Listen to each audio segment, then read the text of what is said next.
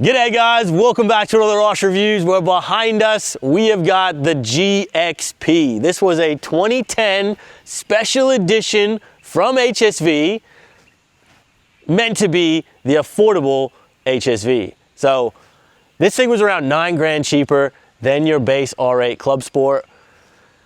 There's a lot of good here. There's a lot different here.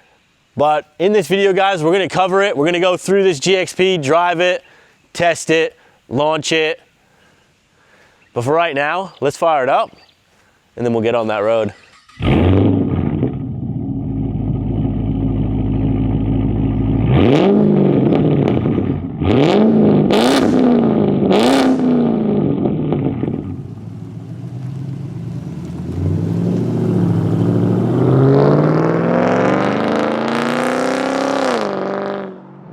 All right, guys, now in the GXP, and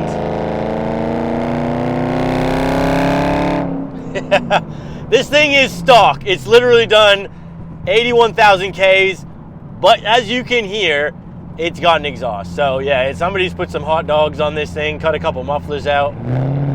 It's got standard headers, but yeah, she's a little bit noisy. But man, this thing, I gotta say, in this voodoo blue, it looks pretty damn good.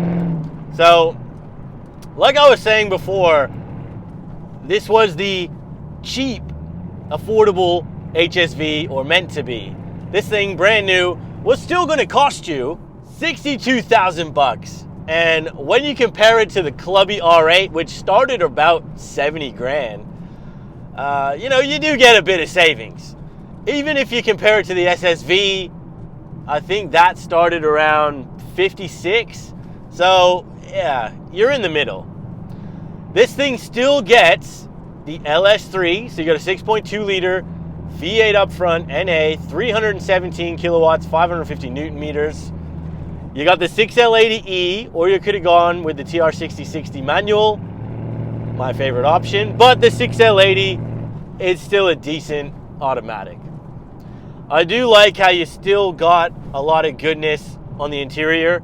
So you got the gauges on the dash, big HSV steering wheel. Even the gauges, they look pretty good. They got HSV on them.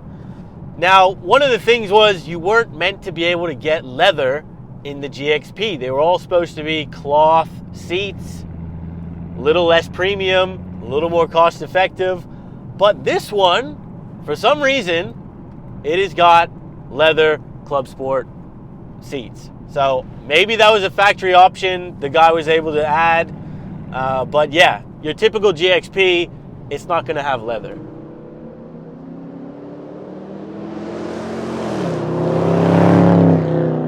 Now the GXP, again, was a special edition. I believe it only came out in 2010. And they did 400 sedans, 350 utes, so like GXP Maloos, I guess you call them. I don't know, I mean, I get the idea of trying to have a cheaper HSV, more affordable, sounds like a win, you know, but at the same time, yeah, it's this thing, like, damn, right there. It lacks a few things, right? So the suspension, Jesus. The suspension in this thing is straight out of America. And essentially this was the Pontiac G8.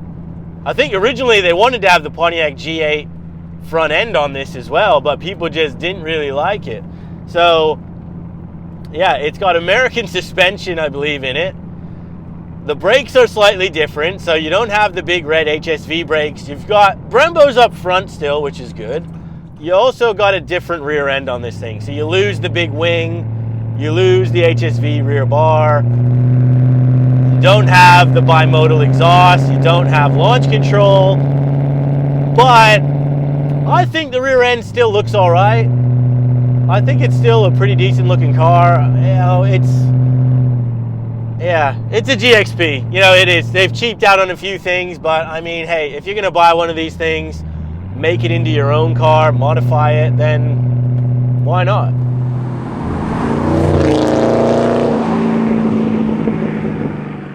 Now again, this thing had US suspension essentially in it. It also lost the staggered rear wheels. So you've got 245s all round now. So it's got a little bit thinner tread at the rear. Makes it arguably more fun. Less fast though.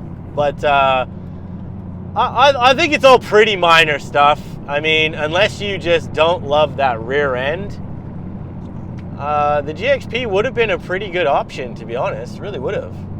It's funny though too, because people forget that they did sell these things over in America. You know, you had the Pontiac G8, and you also had like the Pontiac GTO that got sent over there. I believe that was more of like the Monaro version. The G8 was like the VE version, and they were kind of hidden gems over in America. No one really sort of knew because they were branded as Pontiacs. No one really liked Pontiac, but you go over there now, they're desirable cars. Like, people in the States want them because they got the LS3. You can make a lot of power out of them, and they were cheap, you know what I mean? And even when you sit in this thing, you look down the middle, you can tell, you know, they've got the controls all in the middle.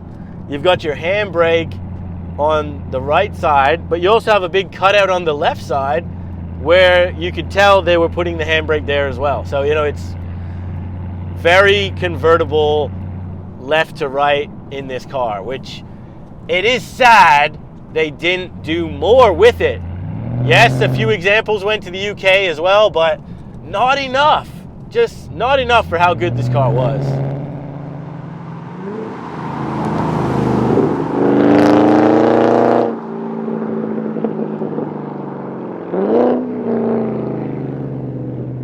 Now guys, we're really close to 100,000 subscribers, so for the next 5 seconds, I'm only gonna put exhaust clips of this car.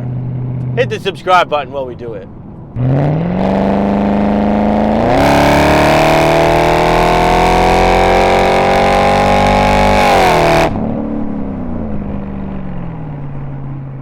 You gotta love the sound of an LS3, 6.2 liter NA V8, guys. Like, why is every car not coming out with one of these motors still? This is one of the best motors, you know what I mean? Like, easy to get power out of, reliable, bulletproof.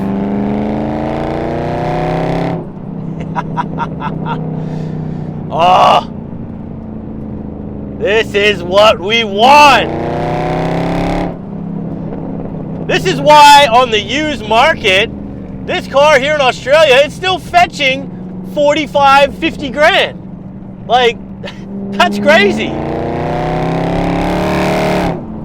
Yeah, it is clown world when you got the government just trying to ram EVs and small displacement garbage cars down your throat when we used to make this. Like, are you crazy? What a freaking downgrade. Like, this is what we want. Why do you think so many of these are still out on the road? Because we love them, we take care of them, we keep them on the road. Because, man, this was special. This was OzDM, and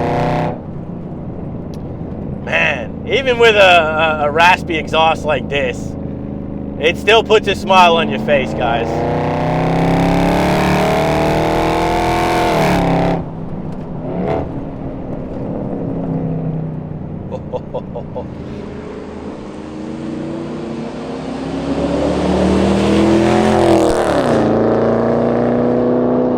As we take this real tight hairpin here, let's just see how we go. This is a big car, you know. This thing's still, you know, 1.7, 1.8 ton.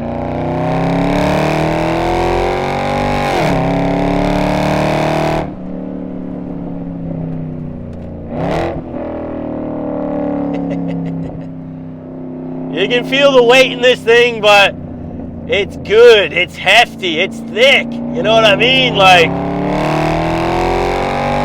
you want a little meat on your girl, don't you? Woo! Not bad. Now guys, We got to do a huge thanks to Next Ride for loaning us out this GXP. It is currently for sale. They only just got this thing in, and I got to tell you, 81,000 Ks on it. It's pretty tidy. If you're interested, I'll leave a link down below. Go check them out. Tell them I sent you. Yeah, this thing's pretty cool.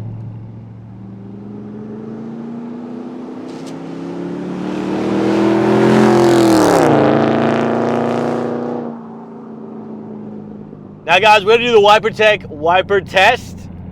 Let's pull back on the stock, see what she's gonna do for us.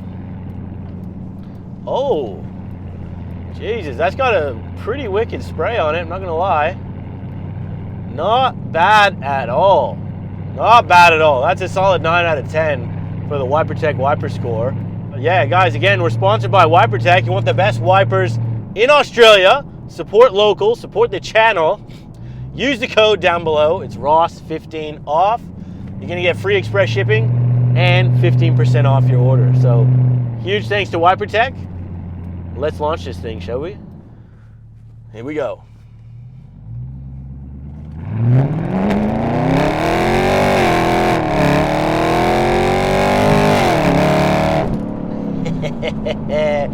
Yeah, it's a bit of a damp day.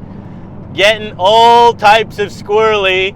But not bad, not a bad effort. Let's see what that time was. Now 0 to 100 right there, guys. We did it in 6.3 seconds. Look, I think this would be comfortably in the 5.5 second range. Me being personally honest, like maybe if you get an absolutely perfect launch, you could get this thing close to 5. But it's got thinner tires on the rear than the R8, and yeah, it's a lot of power to put down, especially on a damp back road. So yeah, 6.3, it's not bad, goes pretty good.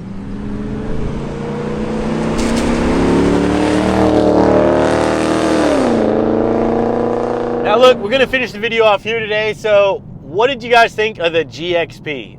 I think this is not a bad model, honestly. Like, yes, the suspension is worse. Yes, you're missing a few features, but you should be picking this thing up for less money. So, you know what I mean? If you can get a deal on one of these cars, I really don't see why you wouldn't, because it's got the same driveline engine. Like, the thing looks good. I don't mind the rear end. I think it looks pretty good. But yeah, not bad. Leave your comments down below, guys. Again, subscribe, hit the like button. We'll see you on that next video.